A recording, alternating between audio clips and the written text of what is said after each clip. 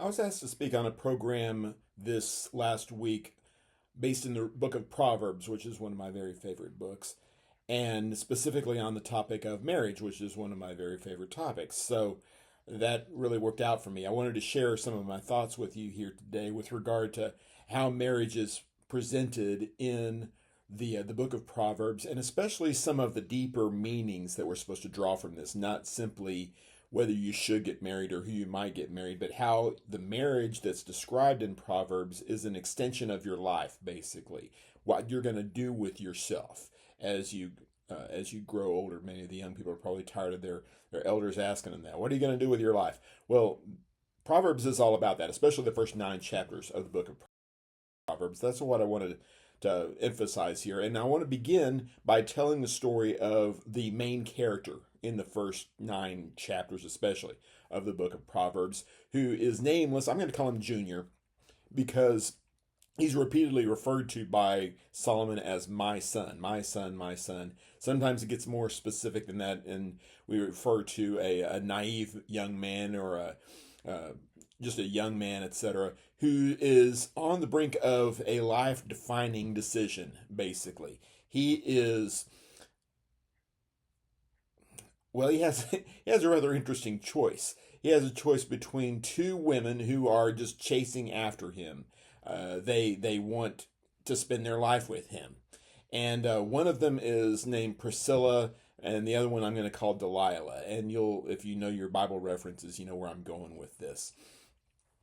Priscilla and Delilah are these two women. They're nameless also in the text. These names are just for my benefit. The Priscilla, the one that's I'm referring to as Priscilla, is simply called Wisdom most of the time, or the woman of wisdom.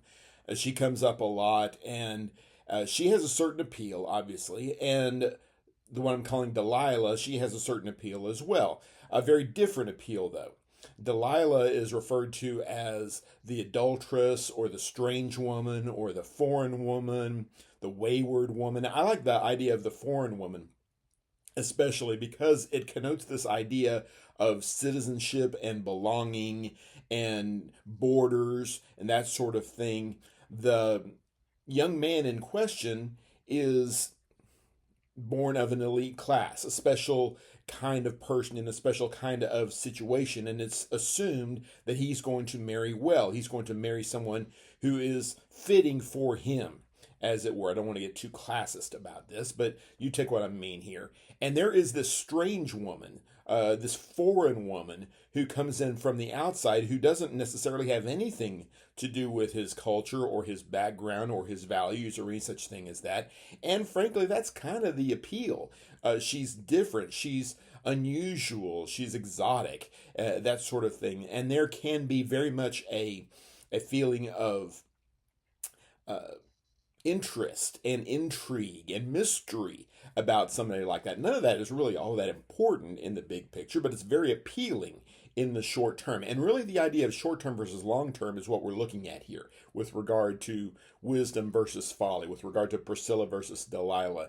And I want to really play up on that. Obviously, you can pause the video and run these references yourself. We're not going to take time to turn to all these passages. There are others also, by the way. Better yet, just when we're done here, you can just read the first 9 chapters of Proverbs and get the whole story.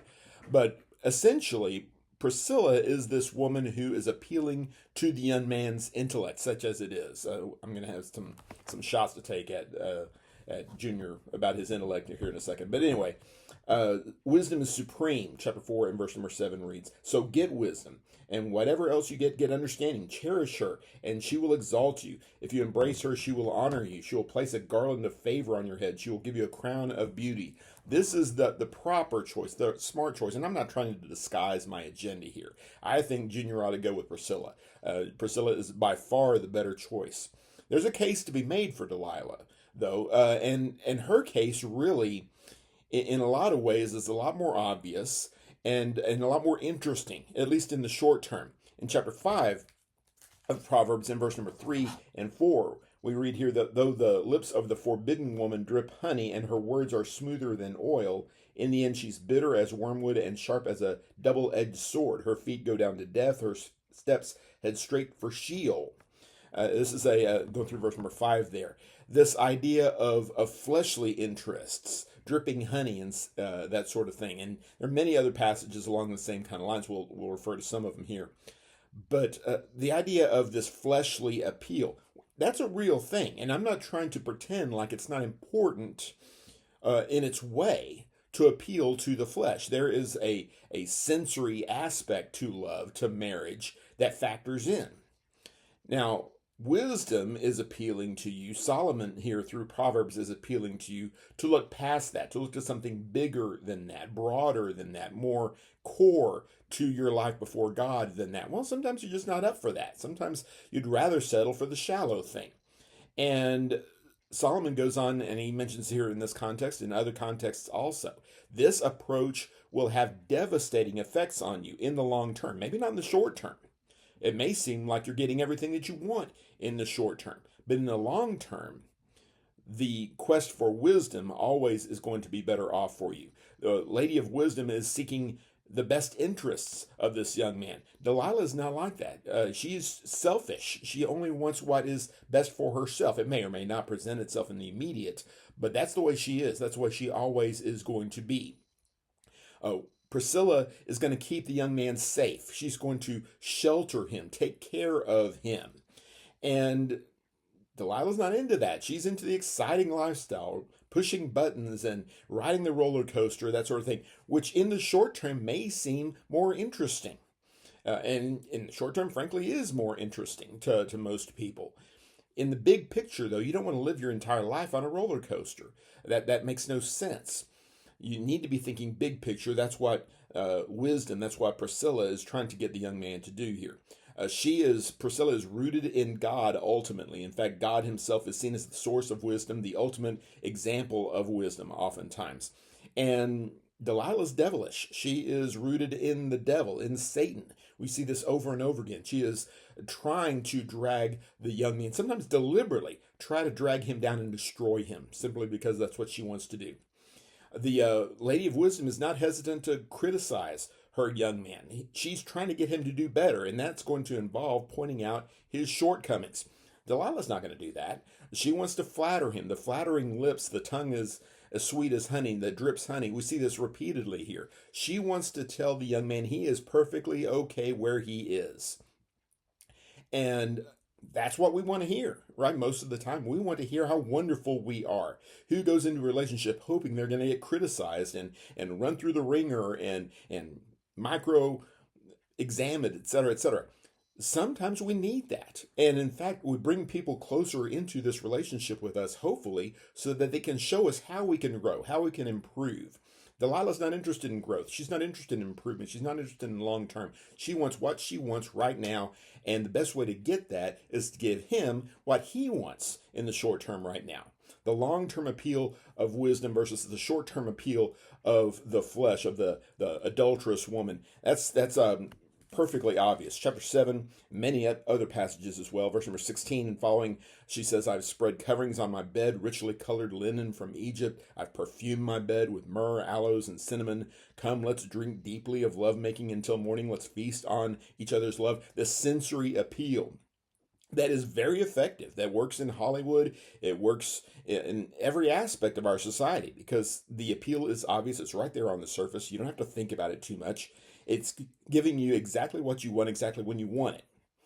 Now, that doesn't make it a good thing necessarily, especially if your senses are not trained to discern good and evil.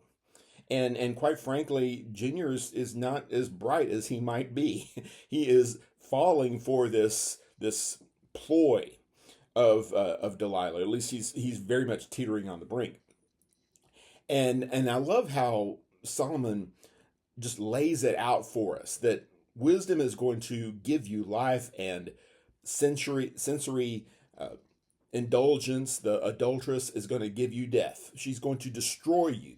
Verse number 22 and 23, he follows her impulsively like an ox going to the slaughter, like a deer bounding toward a trap until an arrow pierces its liver, like a bird darting into a snare. He doesn't know that it will cost him his life. That's what chasing after Delilah is going to do in the long term. And anybody with any sense and with any kind of concern, real concern for Junior in his future is going to see that and is going to tell him that. And as often as not, Junior's just not interested because Delilah is what he wants. And it doesn't have to be more complicated than that in his mind anyway in the moment. But the distinction between these two women is at the absolute core here. Chapter 9 and verse number 1 and following, the we read about how wisdom has built her house. She's carved out her 7 pillars. She's prepared her meat. She's mixed her wine. She's set her table. She's set on her female servants. Calls out from the highest points of the city, whoever is inexperienced, to enter here. To the one who lacks sense, she says, come eat my bread and drink the wine I've mixed. Leave inexperience behind and you'll live, pursuing the way of understanding. And on and on. The idea of genuine concern, genuine interest, genuine love for this man. This is what God is offering to us through wisdom. God is trying to improve us because he loves us, because he cares about us, because he wants the best for us, and he knows how to provide that. We don't know how to provide that. That's why we have to trust in him. That's why we need to listen to wisdom from outside of ourselves. And the wicked woman, the adulteress, she just doesn't. One of the most powerful verses in the entire book of Proverbs, I think, is chapter 30 and verse number 20, where the writer Agur tells us about this evil woman who eats and wipes her face and says, I have done nothing wrong. I mean, what a powerful image that is. She is eating him up and she does not care. She's going to destroy this young man because she can, because that's who she is. That's what she is at her core. What we need to do is look better than that. We need to think more deeply than that. And the idea of Solomon writing this book is especially poignant because you may have been thinking along these lines. You know, I remember the story of Solomon and I remember his downfall toward the end, and it seems like Solomon didn't take his own advice very well. Well, he didn't. And exactly how that worked out, was Solomon just one of those do as I say, not as I do kind of guys? I don't know. At what point in his life did he write the book of Proverbs? It's difficult to say.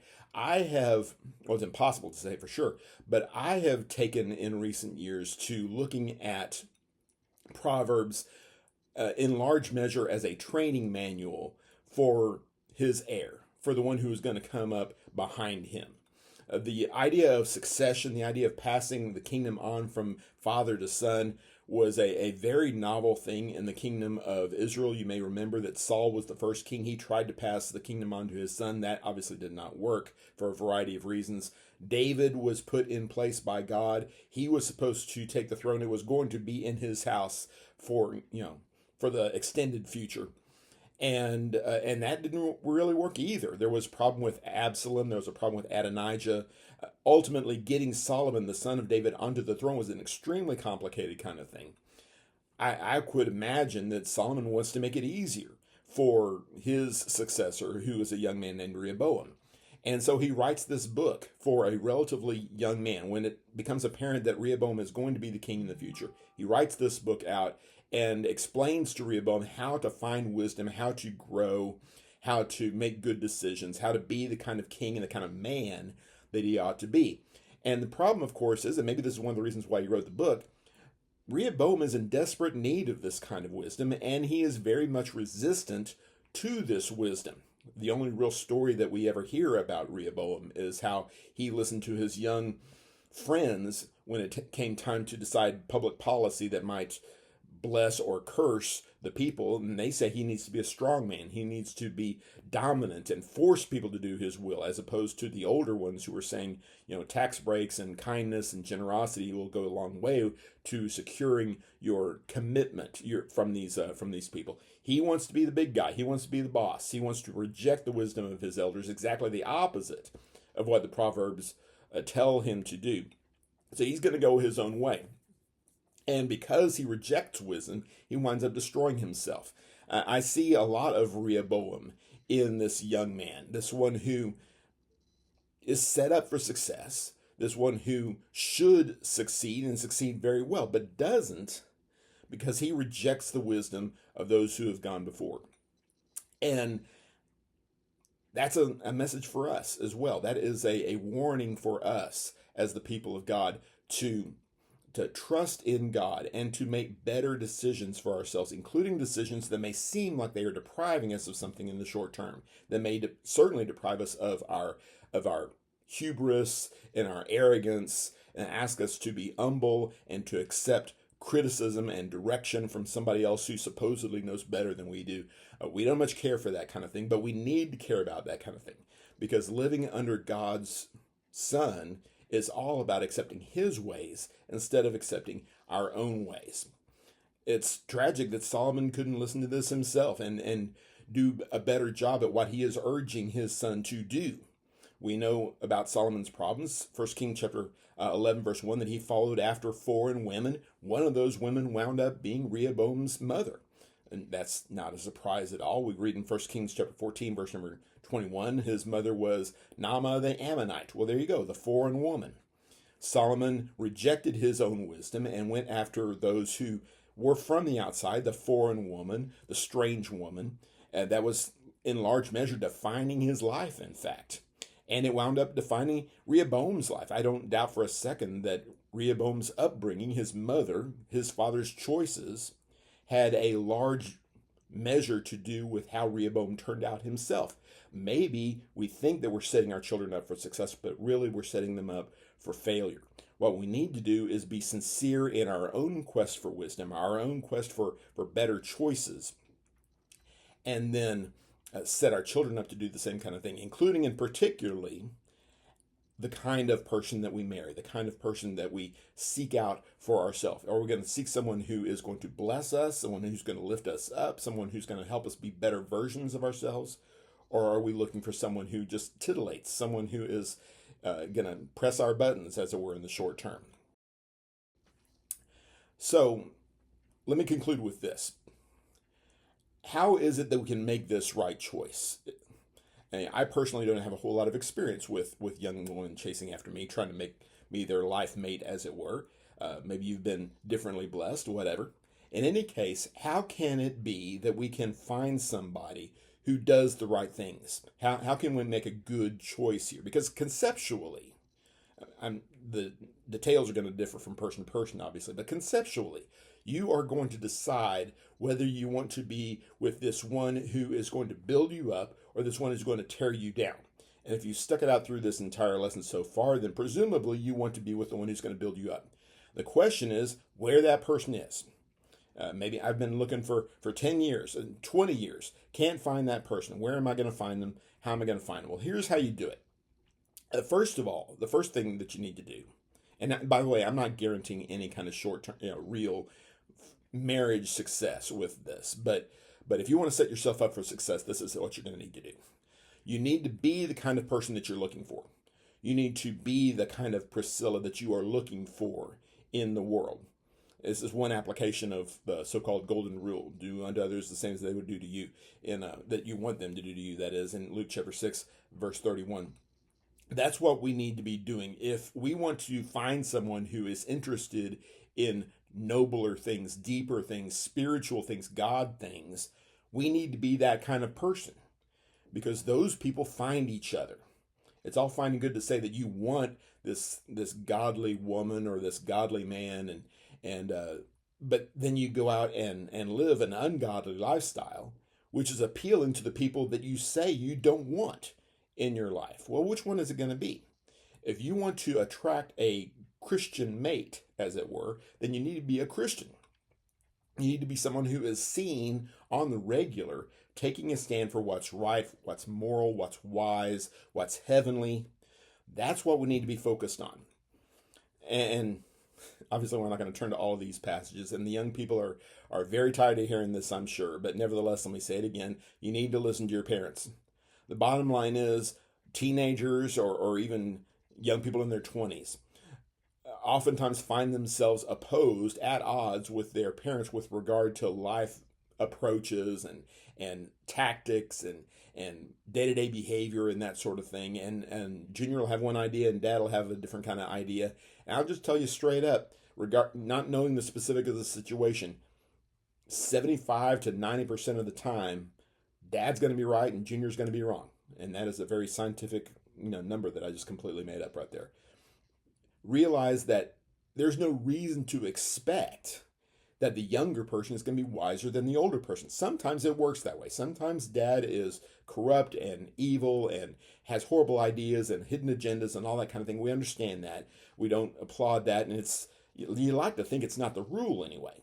It is the rule that the young people don't have enough life experience to make reasonable, thoughtful, spiritual, long-term choices in their life. They don't understand what long-term choices are. They don't understand about long-term ramifications because they haven't been alive long-term. It's just reasonable to assume that listening to your parents is a good idea. Now, if you are rooted in God and rooted in God's word, and dad isn't or mom isn't, occasionally that'll show itself, and you trust in God more than you trust in your parents. That's should go without saying. We'll say it anyway.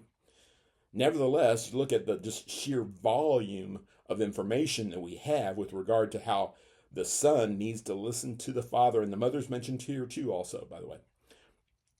Listen to your parents and allow them to guide you in this way. Oftentimes, they are guiding you out of the experience that they have had rebelling against their parents.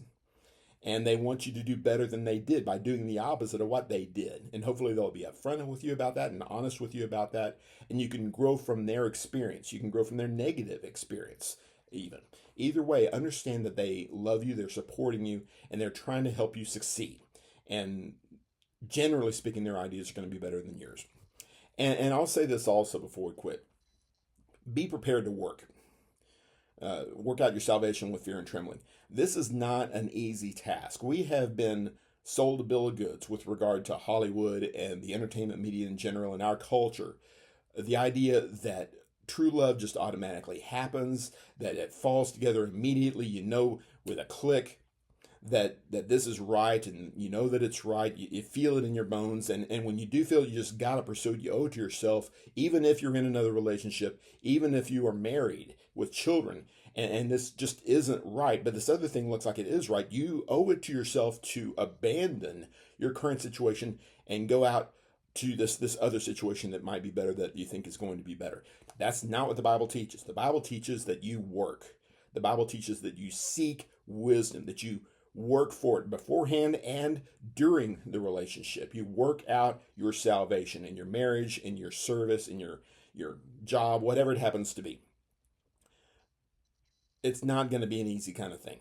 And the search for wisdom is especially like that. I love the 28th chapter of Job, where searching for wisdom is compared to going out and digging for buried treasure someplace. We have some idea where gold might be or where gems might be, and we dig in those places, and maybe we find it and maybe we don't, but either way it's going to be horribly difficult, and we accept that going in, but we realize that wisdom is far more valuable than any of those kind of things, and we don't have any idea where the wisdom is. No idea at all. All we can do is listen to God tell us where the wisdom is, whether it's in the book of Proverbs or elsewhere in the Bible or in the experience of your own life or in others' lives, the lives of your mentors. God is showing you the path to wisdom. He wants you to find it, but you're going to have to listen to him. You're going to have to trust in him. And what it's going to come down to, after all your digging, after all your searching, it's going to come down to the same thing it always comes down to, especially in the wisdom literature. Fear God and keep his commandments. The fear of the Lord is the beginning of knowledge. The fear of the Lord is the beginning of wisdom. That's what he wants for you, and that's where you're going to find that wisdom. But it's not going to be easy. It's not going to be painless. You're going to have to sacrifice. But ultimately, if you embrace wisdom, you're going to realize that the things you sacrificed weren't anything that you wanted to hold on to. Paul talks about this in Romans chapter 6. When the things that you gave up, the things you're now ashamed of, are you really missing out with those kind of things? It's like taking out the trash in Philippians chapter 3. You're better off without these things. Your life is not going to be enhanced by attaching yourself to Delilah.